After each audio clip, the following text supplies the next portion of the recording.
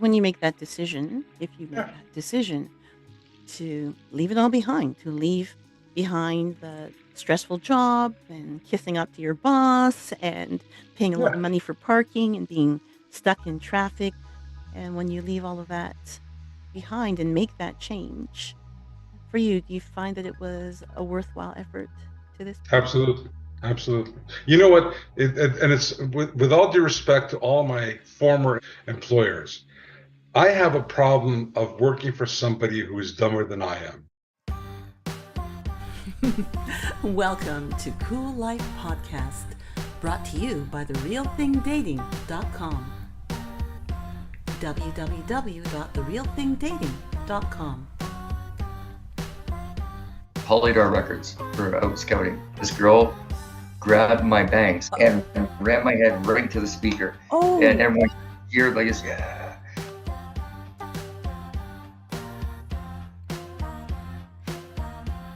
When we shot the scene in Good Will Hunting, I didn't know who most of these people were at the time. I mean, they weren't stars. It was Gus Van Sant that directed it.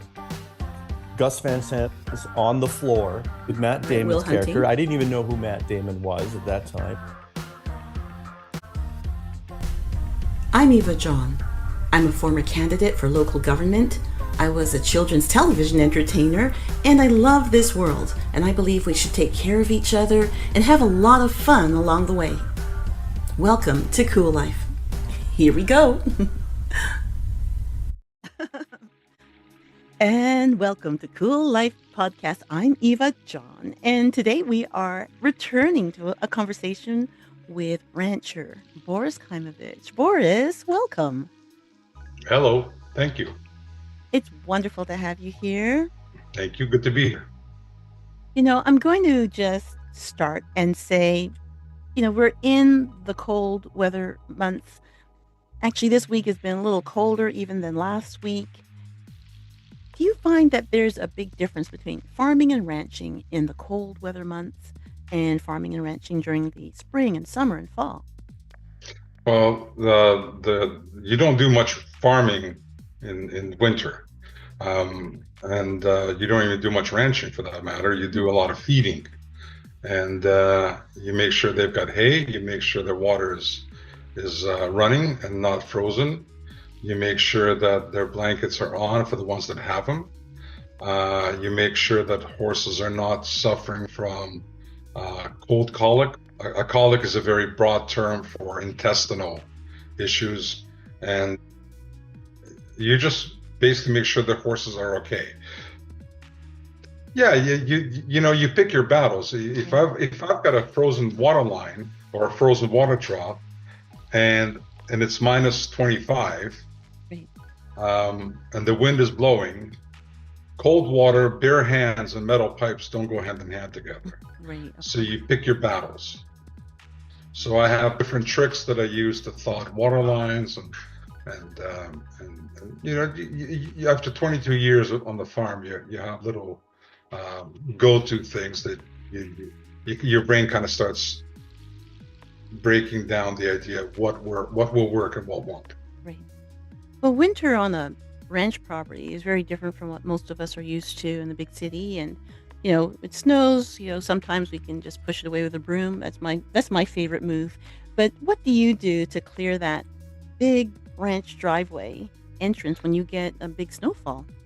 So I do two things. I have one of my tractors has got an 8-foot angle blade, rear blade. So basically, I can angle it one way, I can angle it another way. And basically, for me what I do with that first is I imagine if you're painting and you want to paint around windows or doors and stuff, you cut it. So you put a line with a brush close to the window. Right? Yep. So you just paint out that color by hand around the trims of things. Okay. Right, and then you start rolling. Mm-hmm. So imagine doing that with a rear blade. I'll cut around the buildings, and I'll push the snow away from the buildings because it's an 8-foot blade, 7-foot tire. I've got room to get out and kind of and pull it aside.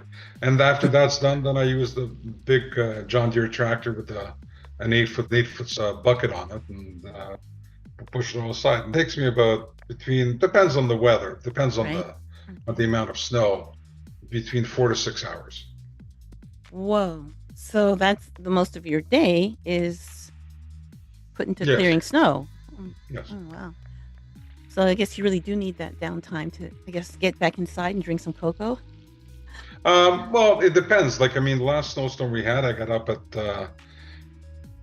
5:30. I was out on the tractor by 6:30 because my staff were coming in for around 7. So I needed to give them a throughway to get from the road to the barn. Right. So that's what you do first. It becomes very strategic and very logistics oriented. You need to do something first, then you can go on to do something second. You basically prepare the ground for the way people would start showing up on the farm. Right. So if my staff are coming in for 7, I need to find a way for them to get to the barn. And once they start turning the horses out, well, I make sure that they have a pathway for where they have to walk the horses. And then they need to go and feed horses outside and give some horses medication. Then I cut a path for them for that. So once that's all done, everything else after that is, I don't want to say aesthetics, but it's practicality. So parking lots and driveway and everything else. Right, right. Well, I mean, that start point from the road to the property, Canada, depending on where you are, it's a pretty serious thing with the snowfall. And I remember from the barn to the front of the to the roadside is about 1,000, well, more, probably about 1,400 feet. Wow, that's a serious, like 2 hills. Yeah, that's a serious length. So just for that driveway alone, I mean, we couldn't really expect, even with snow tires, that someone could easily get through. So that's amazing, that amount of a commitment of time. I mean, 8-foot blade, that in itself is impressive. I think. Well, it's got a 110 horsepower tractor behind us, so the tractor's doing the pushing, not me. Right. I'm sitting in a nice warm cab listening to the radio. You're not singing Green Acres anymore.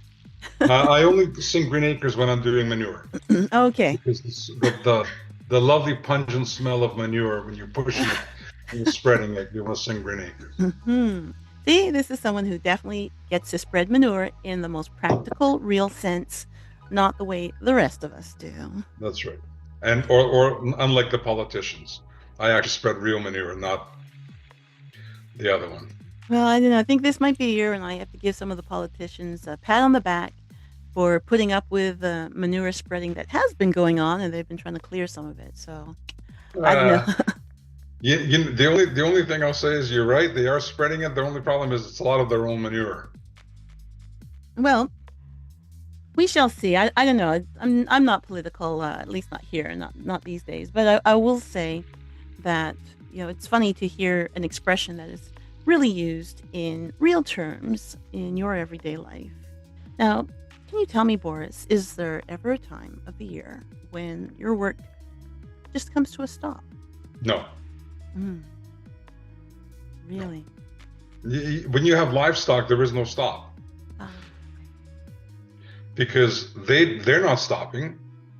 So, they don't care if it's your birthday or it's your anniversary or, you want to go for a nice fancy dinner. And I've had a gentleman by the name of Bill Brisbane, who owns Bill Brisbane's Sand and Gravel Company, show up here. I think the first or second year we were here, and we had an ice storm, and Kendra was pregnant at that time, and she could not literally get up the driveway with her car. Okay. And Kendra's your wife, right? That's my wife, yeah.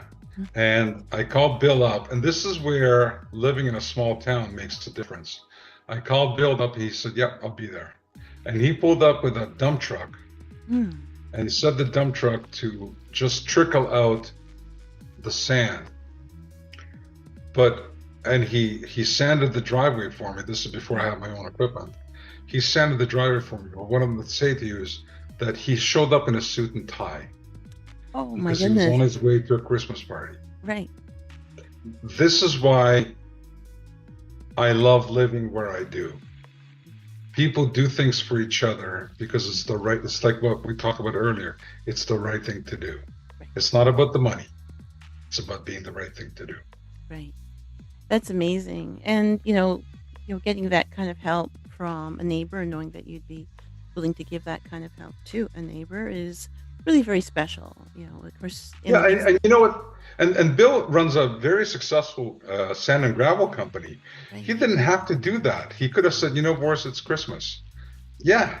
And I don't really I wouldn't have had any kind of complaint about it, because he's absolutely right. It is Christmas and everybody needs, their downtime, except he knew that it was a problem. I've had the same thing when we were on oil heating, and again, Kendra was pregnant, and we were going through a tank of oil every 3 weeks. And I called up the supplier and I said, Kathy, I need furnace oil. Yeah, we'll be right there. And people show up, and people show up all the time. Right. And I hope that I can live up to the standard that has been set for me by the people around me, to do the right thing and show up when I need to be. It's amazing when you can rely on people close by. It's spectacular. Nobody, and that's the thing. Nobody asks you anything. You need help, we'll help you.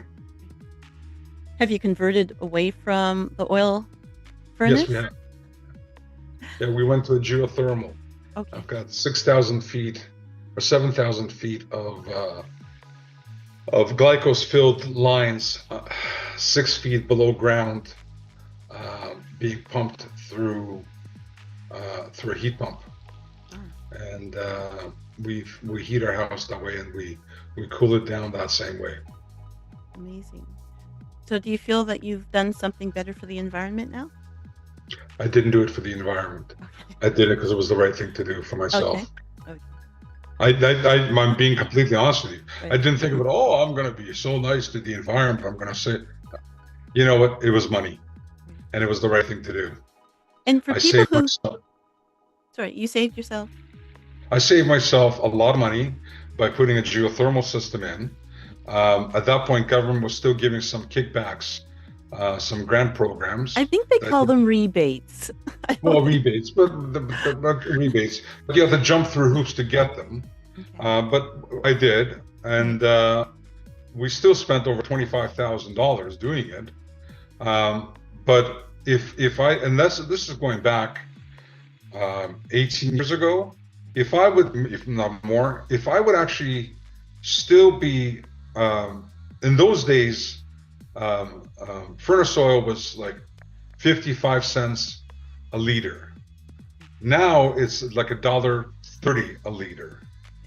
So, and I was going through a 900-liter tank every 3 weeks.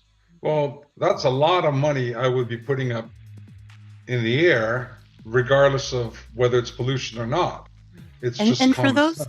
for those who are used to gallons and quarts, a liter is just a little bit smaller than a quart. So if you put 4 of those together, that's like a gallon. So if you're saying it was 55 cents, multiply that roughly by 4, and that's what it would be on the gallon. And then Yeah. the $1.30, multiply that roughly by 4, that's what it is on the gallon. That's So right. the $1.30, it's really like $5.20, right? Yeah. So yeah. So it's not a question of environment. It's a question of common sense. Right. We had an outdoor, a large air conditioner that sucked up a lot of hydro. Well, my geothermal produces air conditioning for me as well, using the same thing, just in reverse. So it cools my house down, and if I come in from a hayfield and I'm covered in chafe and sweat and dirt, I can walk up to my thermostat, turn my house down to 60 degrees, and it will be 60 degrees within about 7 minutes flat. And you But mean not only that, Fahrenheit?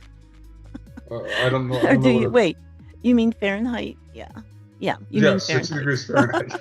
Yeah, we bounce back and forth over here. Right. But the nice thing is, I don't waste that electricity. I've got a second hot water tank, that has actually is heated by the geothermal.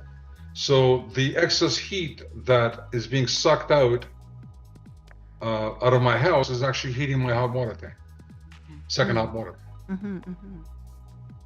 I love that. I mean, sure, you say it's for you and it's a practical thing to do. It is great for the environment. And there's a lot of people who are not that connected to what, heats or cools their home or their hot water. If you're renting a place and it's just like, oh yeah, that's included in the rent. Okay, great. And then that's as much as they have to think about it because, the landlord takes care of whatever else they're connected to, or even someone who buys their own property. It's just like, okay, that's the furnace that was in here. Okay, good. It's a 5-year-old furnace. Why would I change it? And that's as much as they care until that furnace is 20 years old. So your involvement in phasing out your oil furnace, and I've had an oil furnace in the past, so I know that is quite a bit of work to always watch that gauge and to know what your consumption is. And I'm glad that you've made that change. And I don't So know, was my bank. Right. Yeah. I might have to read up on that and see in practical terms what would be involved in making that change. Actually, the geothermal right now is not very popular because it's Right. expensive to put in, because you need to excavate, you need to run the lines, you need to, secondary source. The big thing right now is heat pumps. Right. And they basically look like an air conditioner outside, except the only difference is they can actually extract heat from the air, and you can actually put them on. So you can, for example, you can have a heat pump that is set to extract heat for up to -7. So can you imagine extracting heat out of -7 and still heating your house with it? Right. And then if the temperature goes below -7, then your furnace kicks in.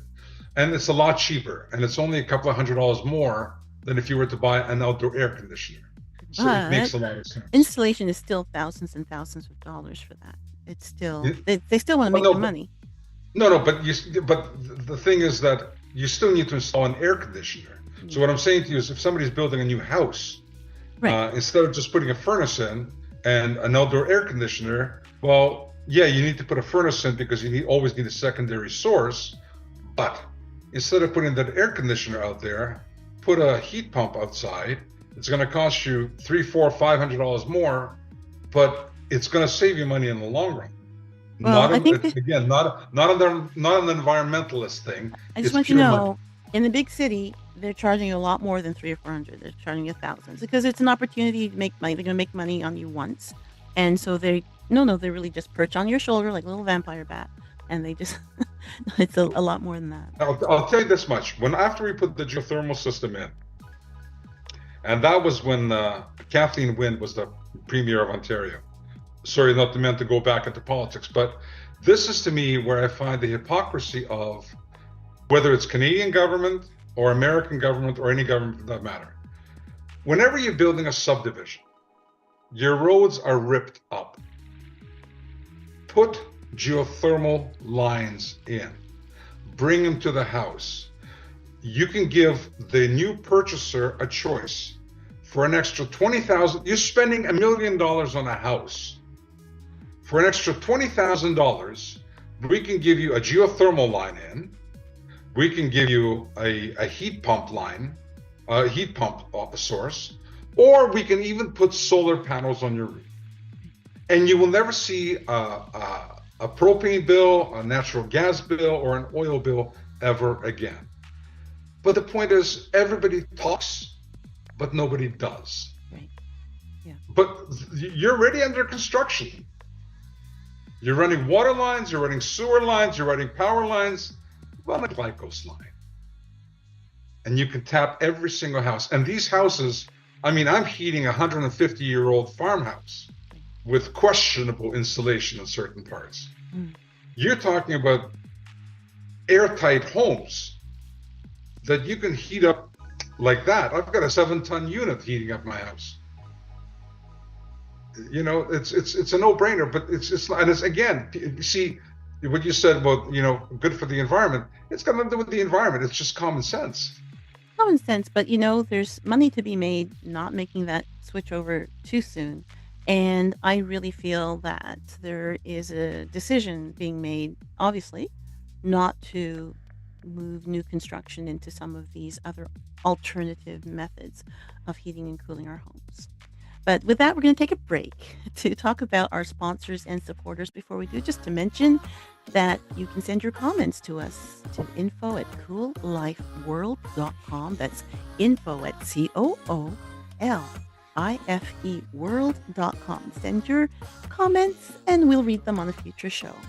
And we'll be back with more Rancher Talk with Boris Khaimovich on Cool Life Podcast. RingFitBoxing.com. Ladies and gentlemen, here is Stefan Boy. At RingFit again, we're teaching real boxing. We're teaching techniques that I've used, that other boxers have used. We're teaching techniques that have been passed down to me from my trainer. If they've worked for me, they'll work for whomever. In fact, we've had actual competitive boxers from RingFit, just whom started off taking classes and have competed and won. Call 647-347-7063. RingFitBoxing.com.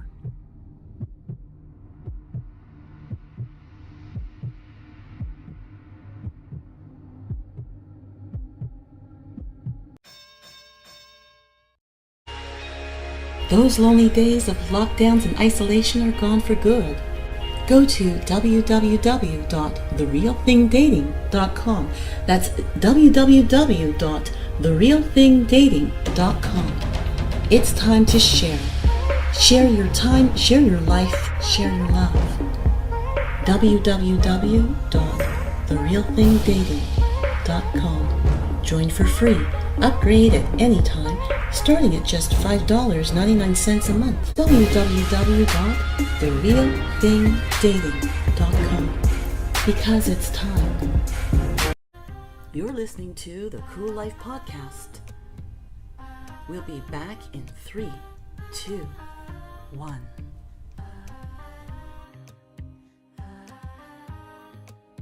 Boris, will you please tell us your website? You can look us up on Facebook, Maple Crescent Farm. If you go on Facebook, you can find all the pictures and you can get in touch with us.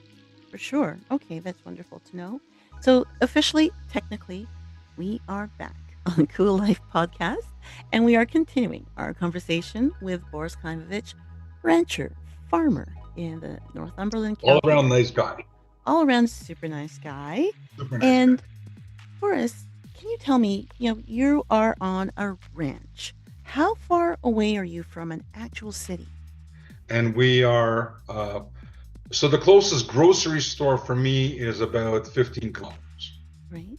So is that where that grocery store is, at 15 kilometers? Is that considered, is that your next closest city? Yeah, Port Hope. Well, I suppose we can go to Millbrook, which is a small town with a small population, but they do have a small grocery store, and that's 8 kilometers away. But either way, we're not talking about a short little walk. If you decide you want to get fresh air, that's not. And it's literally uphill both ways. because you can go uphill and you're going to go downhill and then you're going to go back uphill. So yeah. Right. My goodness. Well, that's a dream for many, though, is to find a way to shake off the big city the way you have. And, you're in an area where some things that we've gotten used to in the big city is our convenience, just ordering in, Uber Eats, which is, just exploded since the pandemic. So will Uber Eats deliver to your ranch? No. Wow. We don't have Uber Eats in our community. We have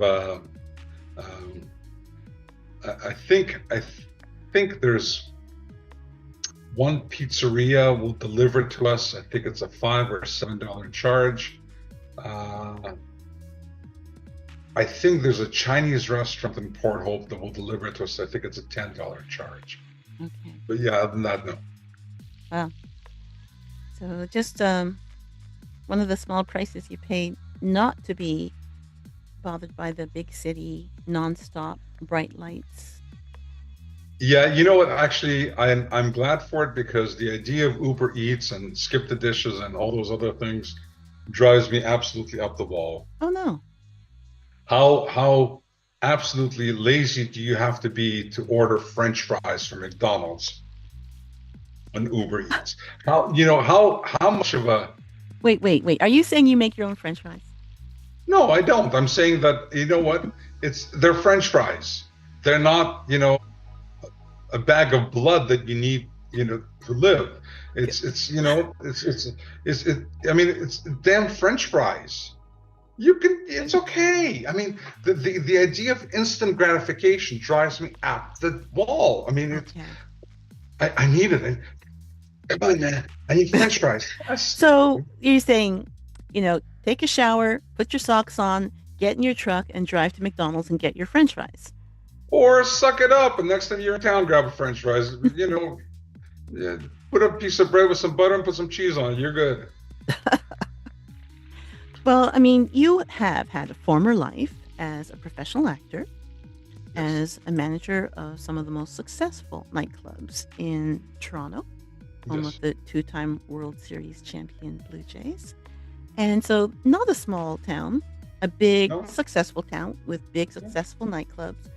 In all these years now, as a rancher, as the owner of a farm, have you maintained your connections from your nightclub management days? Yeah, I still have a number of friends that we're good friends. We get together a couple times a year for some food and some drinks and some conversation. Considering that I've known Oren, Alan, and Quinn I've known Oren since 1994. And Alan about the same, Quinn a little later. But yeah, there's something about guys that you worked with. I got together with two friends on Wednesday, and I've known them since 1987, 88. Oh, One was a DJ, the other one was manager, and we've been friends. There's something about a relationship, especially with guys who worked security together with you. You have to have a trust and a camaraderie, because these are the guys that watched your back when somebody else was trying to cluck you over the head with a beer ball. So, we don't talk to each other every week. We don't talk to each other every month for that matter. Right. But if I get a call from Quinn or Oren or Gary and say, let's hook up, you're there. You're there. It's not a question. You're there.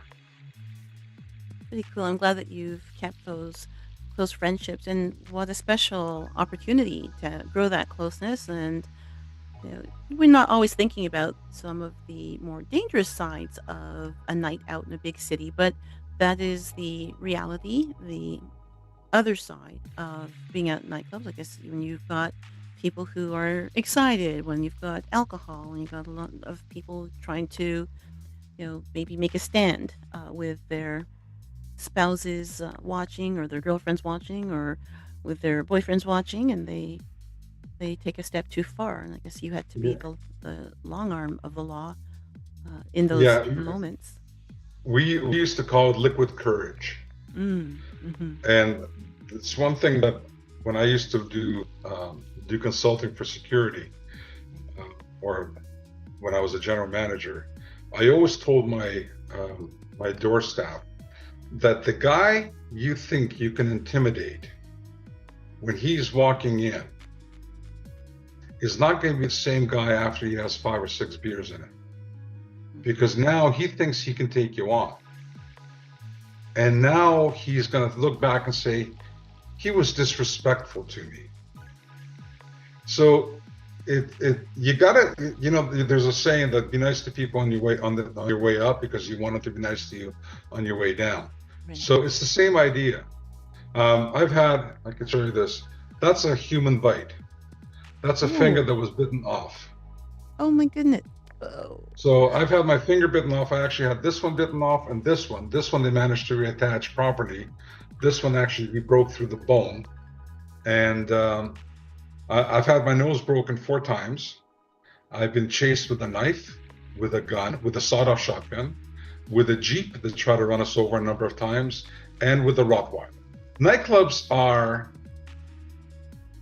prehistoric man's version of, I guess, Aboriginal powwow or any other kind of, when clans got together and they drummed, beat the hollow trees, and there was fire and people danced around the fire. It's the same thing. It's a mating ritual.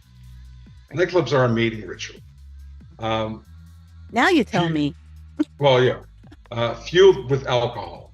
So you've got young men, young women, trying to put on their best foot forward, whether they be, dressed provocatively or dressed sharply,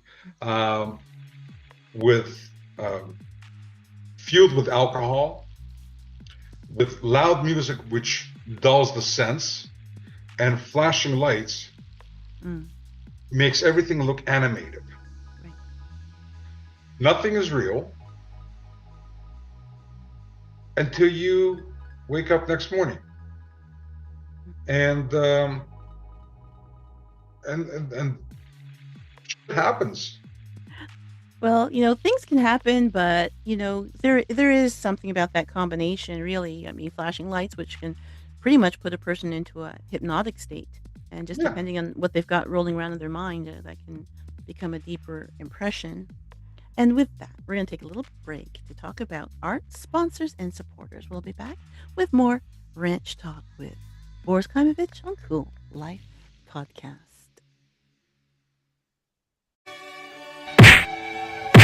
RingFitBoxing.com. Ladies and gentlemen, here is Stefan Boy. At RingFit again, we're teaching real boxing. We're teaching techniques that I've used, that other boxers have used. We're teaching techniques that have been passed down to me from my trainer. If they've worked for me, they'll work for whomever. In fact, we've had actual competitive boxers from RingFit, just whom started off taking classes and have competed and won. Call 647-347-7063. RingFitBoxing.com.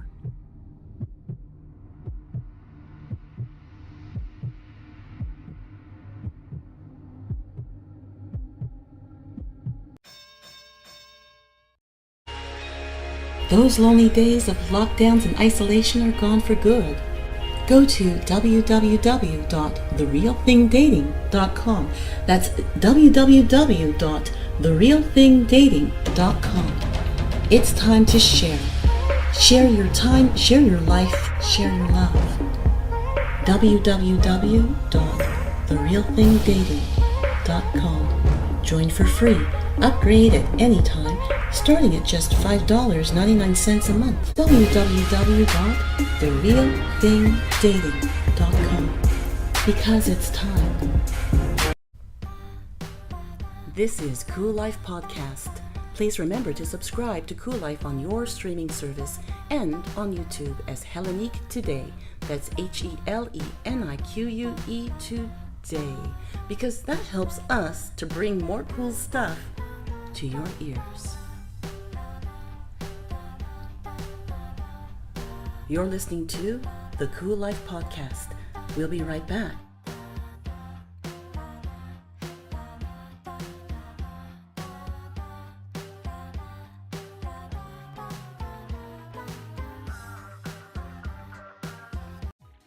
And we are back on Cool Life Podcast. I'm Eva John, continuing my conversation with Boris Khaimovich, owner of Maple Crescent Farm.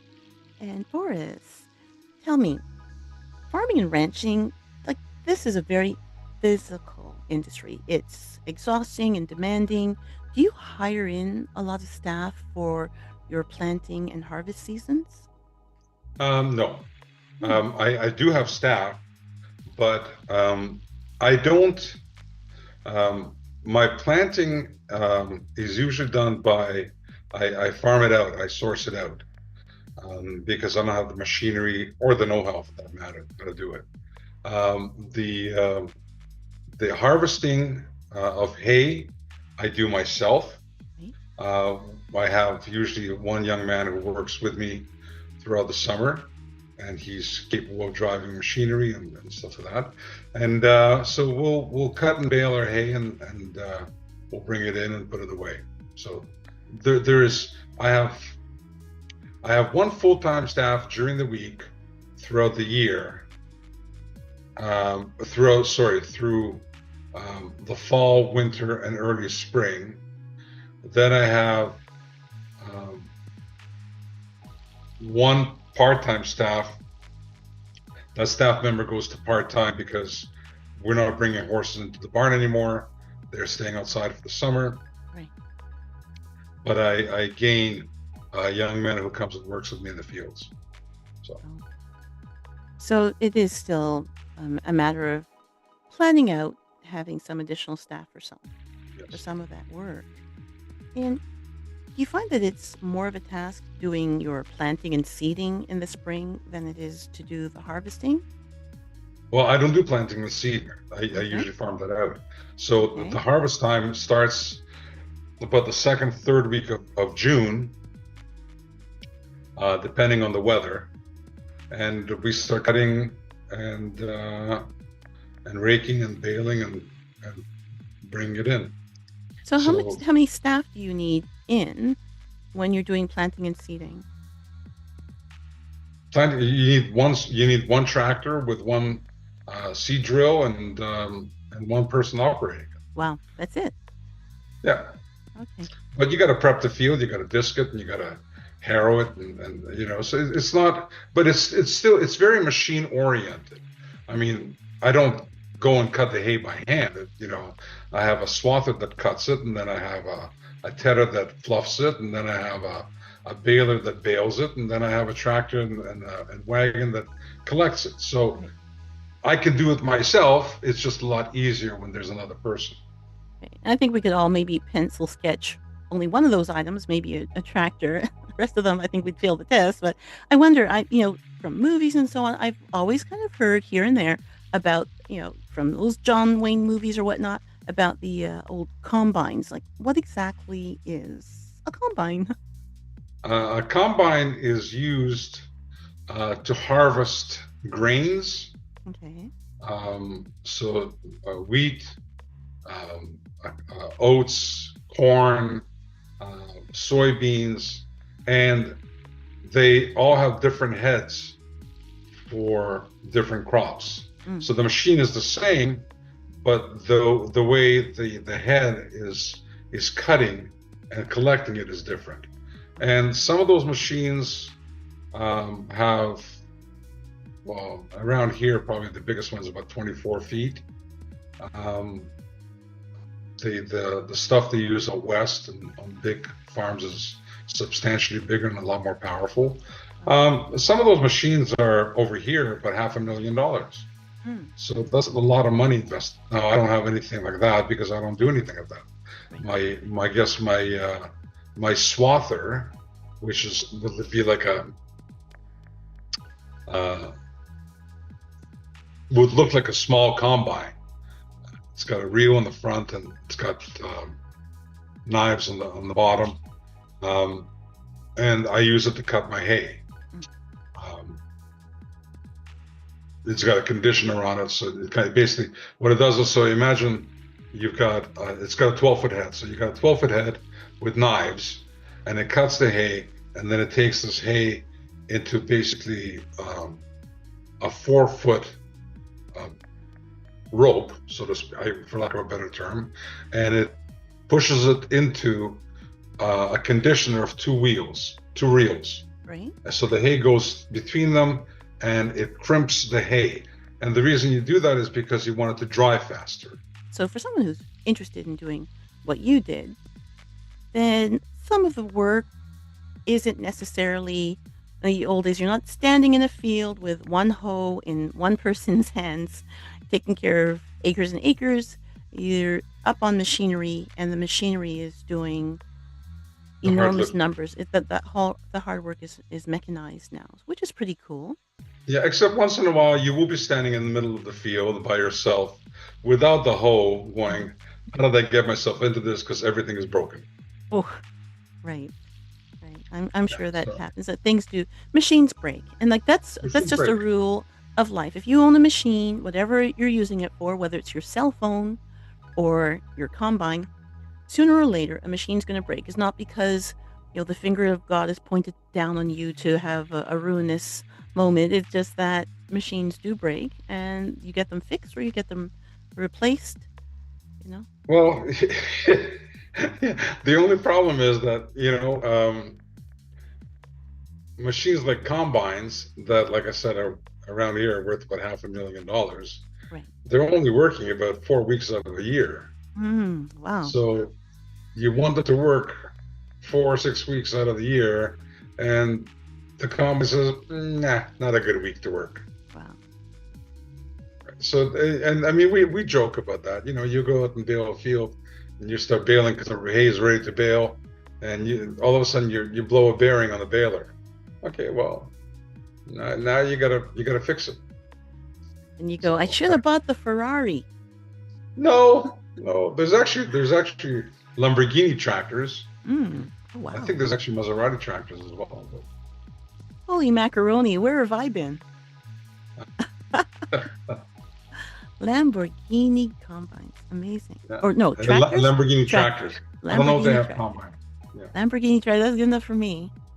There's Good. Fiat tractors, there's Lamborghini tractors, there is John Deere is probably the most common one. But yeah, there's tractors. Pretty much every country in the world produces tractors. Amazing. Massey Ferguson was a Canadian company. Yeah. Of course, Massey, that's related to Raymond Massey. That's right. Was the Who actually lived 4 kilometers south of me. Oh, wow. The Massey estate. In fact, I knew a gentleman who was his nephew, and actually still know his great grandnephew, who lives down the road from me. Well, the Massey family, they were in politics, and then of course in Theater. farming industry, and in arts, acting, and one of Canada's early superstars, Yes. acting superstar, international Yeah. acting superstar. Yeah, pretty cool. And for the industry that you're in now, and your daily grind of work, that is just a routine, an early start in the mornings and working late. Do you ever get the feeling that you just like to have a night off and take your wife out to a nightclub for drinks and dancing and enjoying music? Well, okay, so my morning starts early because I have to drop my son to school. Like the that's rest of first us. thing. Like the rest of us, exactly. The idea of a nightclub would mean going to downtown Toronto, which kind of is a no-no for both myself and my wife. We will go downtown Toronto if there is a reason to go for a party or something like that. But if you say to me, hey Boris, let's go downtown Toronto, my reply would be is why? Okay. But we will go for dinner and have a nice dinner and with some friends, or we'll go over to a friend's house. Yeah, I mean, we're not like, living a life of solitude. Right. So you're not a hermit. No, You're a rancher and farmer. no. Yes. Yeah. It's a job. In your case, though, you did make that decision to change your life. You literally changed your life from being a professional actor, from being a manager of several successful nightclubs. And I mean, Limelight was only one. Some of the other nightclubs that you managed. Can you tell me a little bit about that? Go-Go, the Copa, uh, Boom Boom Room, IT District, did consulting for London Tap House, Rock and Horse Saloon. What was the Young and Eglinton one that with a $9 That was cover? Berlin. That was Berlin. Yeah. Yeah, Berlin I did some consulting for. I actually helped them out. It wasn't a full-time gig for me. Okay. I did some consulting for them because they had a problem with their door staff due to some staff and management disagreement, and one of the managers knew me and got in touch with me and asked me if I can go and help them out. I was only there for, I think, 3 or 4 weeks, no more, just until they were able to get their staff issue together. That's pretty good. I remember that club definitely from Yeah, back in the day. It was one of the first high-end clubs in Toronto. No one else charged $9 for a cover. That was like, what? And it's like you knew. I don't remember $90. 9. Maybe for Kilents. Oh, 9. Kilents. Oh, 9. $9. Yeah. And no one else charged $9. So it's like, okay, zero riffraff will be here. We can strut our stuff in style. It was a big turning point. I mean, it was a different time, a different economy. So $9 was money. Yes. Back in those days, right? Well, for the big change that you've made in your life, and it's a real change. I mean, you weren't just camping out, trying it out, and then heading back. This is ranch ownership, farming, raising your family there on property that you've owned for 23 years. What would you say? 23, yeah. And what would you say to somebody who wants to try exactly what you've done? Do you feel that you have advice that you can give to someone who wants to do what you have done?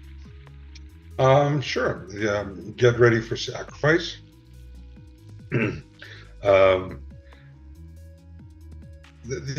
was told in the country there's a couple of sayings. One of them is, you rely on your neighbors far more than you rely on your friends, because your neighbors are going to be there day in and day out. Your friends will come and go. The other one is, in the countryside, you can get things done fast, cheap, or well. The problem is, out of those 3, you can only pick 2. So you can get it done fast, and you can get them done well, but they won't be cheap. You can get them done cheap and well, but they won't be fast. So these are decisions you make when you live in the country. There's a cowboy saying that says the timing has a great deal to do with the outcome of the rain dance. If you dance at the right time, it will rain. If you dance at the wrong time, it won't. So there's, these are funny sayings that are actually rooted in reality. It's not easy.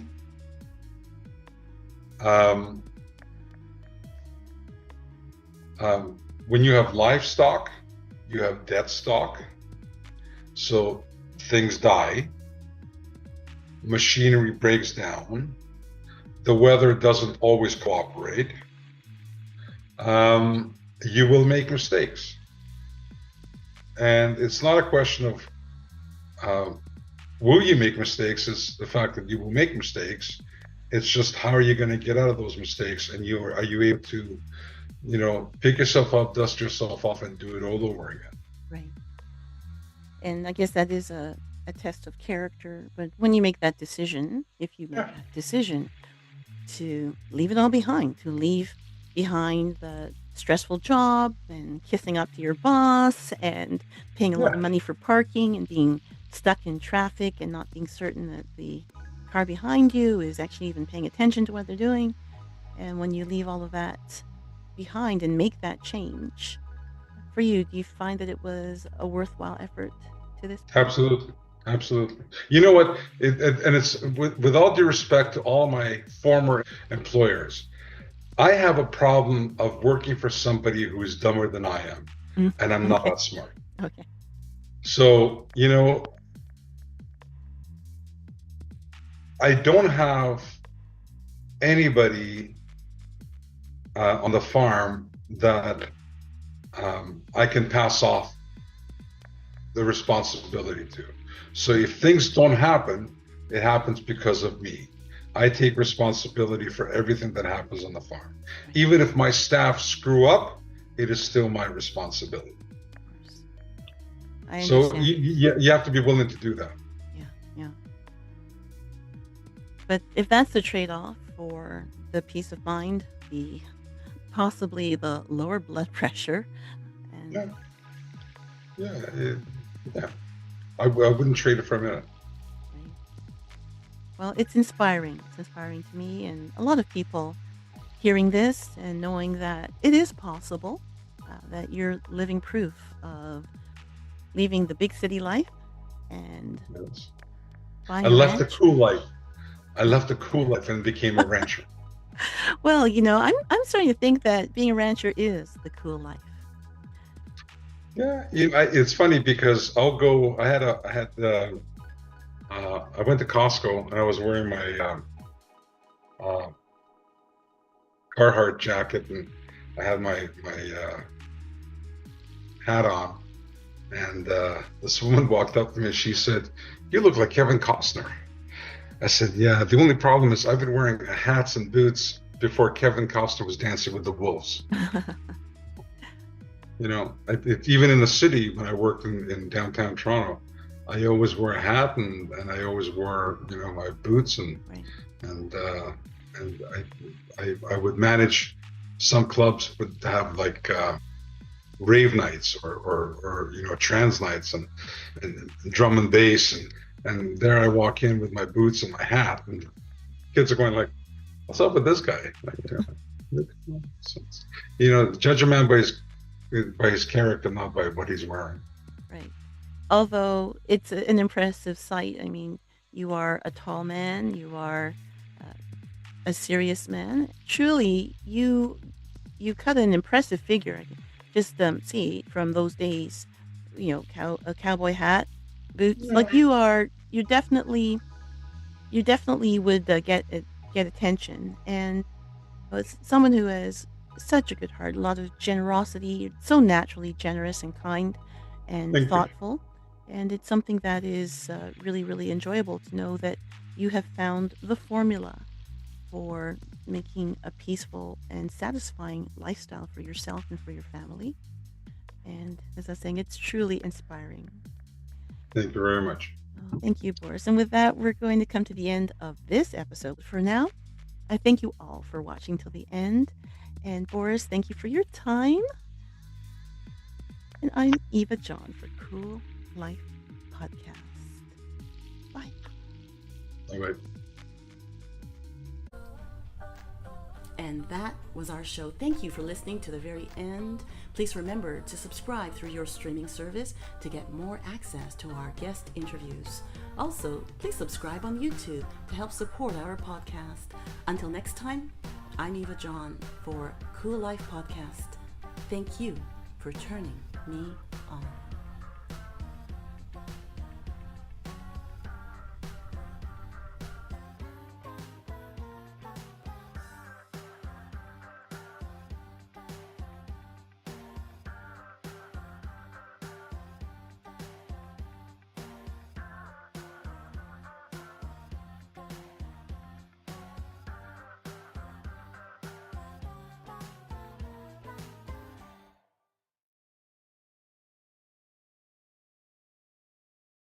Sounds like your fifth career could be in politics to clean some of that stuff up. No, I can't because I've got too many skeletons in my closet, and some of them are pretty big.